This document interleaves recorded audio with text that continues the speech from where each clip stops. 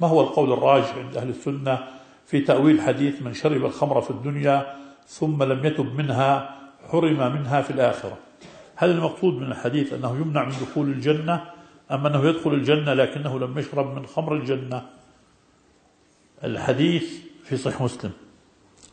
صحيح مسلم أورد له ألفاظا، وهذا اللفظ مشبه، ولو أن الإنسان قرأ جميع ألفاظ صحيح مسلم يخرج بالنتيجة الآتية: أن الذي يشرب الخمر ويموت وهو يشربها فإنه يحرم من شربها يوم القيامة، وأما لو أنه تاب فأقلع عنها فإنه يرزقها.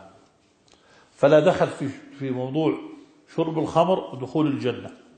أصحاب المعاصي عند أهل السنة والجماعة أمرهم إلى الله، إن عاملهم بما يستحقون وعاملهم سبحانه بعدله هلكوا، وله سبحانه أن يعاملهم بفضله، وأسأل الله رب العرش العظيم أن يعاملنا بفضله لا بعدله.